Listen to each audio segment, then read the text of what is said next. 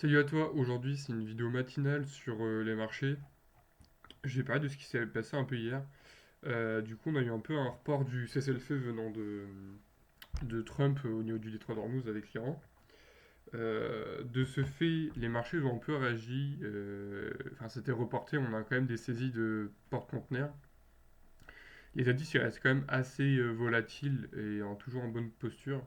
C'est-à-dire que là, on est quand même au niveau des 7100 pour le S&P 500. Et pour le Nikkei, on tourne autour des 59 000. Ce niveau est assez important. On a un Brent qui tourne autour des 1004, ce qui est assez important aussi. Le prix est assez élevé quand même.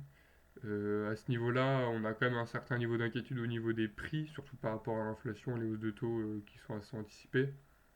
Donc au niveau des taux, les marchés ont assez anticipé le truc. Je vais vous montrer directement. Voilà. Là, c'est les taux 2 ans, donc ce qui reflète le plus le marché des changes. C'est-à-dire en termes d'anticipation de taux des banques centrales. Quand on est sur le taux 2 ans américain, on est bien, enfin, ça a très bien réagi autour des 3000, des 315%. À ce niveau-là, suivant le contexte géopolitique, enfin sans cesser le feu, je veux dire, c'est vrai que c'est compliqué d'aller chercher en dessous. À mon avis, il faudrait vraiment avoir une fin totale de la guerre, mais totale, pour aller anticiper, enfin pour aller chercher tout simplement un retour au 3,4%, ce qui est en dessous des taux de la Fed. Alors ça, c'est aussi reflété par, comment on pourrait dire, les prévisions du calendrier de la Fed. De toute façon, je vais vous montrer. De toute façon, tout ça, c'est disponible sur sur les articles Substack que j'ai fait. Donc celui-là, il date d'hier soir, du coup. Il date d'hier soir. J'y mets un peu tout, suivant toutes les monnaies. Donc, donc, compare, descend. Ça, c'est pas ce que j'avais vu hier soir.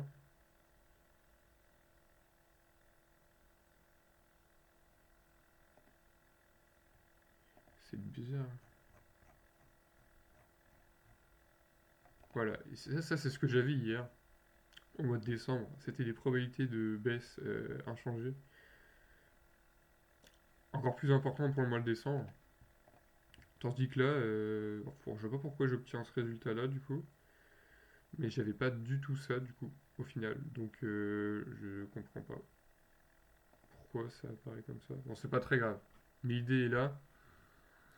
Le risque d'inflation reste élevé, les probabilités de baisse de taux restent sur cette année, enfin restent sur l'année prochaine, pour l'instant du moins. On a beaucoup de banques centrales qui commencent à estimer un peu leurs prévisions donnent leurs prévisions d'inflation. On risque d'avoir un CPI, des CPI assez élevés, d'une part par l'alimentation, euh, pour fin 2026 du moins, commencer fin 2026, c'est une des indications qu'on a pu avoir, par une répercussion du prix du pétrole. On va aussi avoir quelque chose d'assez important au niveau de la consommation. Ça va seulement baisser. Je crois qu'au mois de mars, on était déjà autour de 1,5% en moins, rien qu'en début de guerre. Donc sur le long terme, c'est quelque chose qui est à revoir, enfin à suivre, je veux dire. Ce sera assez important d'aller voir au fur et à mesure. Hier, on a eu les données hebdomadaires ADP, donc l'emploi privé, qui est sorti oui, en hausse, c'est ça, ouais, en forte hausse. Bon, après, on a un contexte assez compliqué, donc ça sera assez important de voir au fur et à mesure comment ça évolue. On a eu des mois très compliqués l'année dernière déjà, donc moi, je reste pas d'avis que le marché du travail est au mieux en ce moment vis-à-vis de la volatilité qu'on a pu avoir sur 2025. On a aussi Kevin Warsh qui est assez, enfin, assez dovish. Il a un ton assez prudent encore. Il n'a pas encore évoqué de direction, mais assez pro-croissance. Assez pro-croissance, donc ça a sûrement ajouté ce côté restrictif à court terme pour pour les taux de la Fed. Côté euro, on a eu les sentiments euh, SEW plutôt, oui. J'ai pas forcément énormément de choses sur l'euro cette semaine. Pour présenter un peu le graphique euro USD, moi j'étais plus parti sur un rachat à ce niveau à 165 dans le cas d'une désescalade totale. Je précise parce que avec une escalade du conflit qui ne se règle pas, on va sans doute aller chercher les 1,21. Les 1,21 et ensuite les 1,85, c'est totalement envisageable. Là, c'était un peu le début du conflit, donc au départ, c'est vrai que c'était pas très clair, hein. C'est-à-dire qu'on commençait une guerre sans connaître exactement la fin. Là non plus, il y a une grosse incertitude qui pèse en fait et qui dure. Et pour moi, ça ne risque pas de, ça ne devrait pas être en faveur de l'euro dans le cas d'un scénario de réescalade.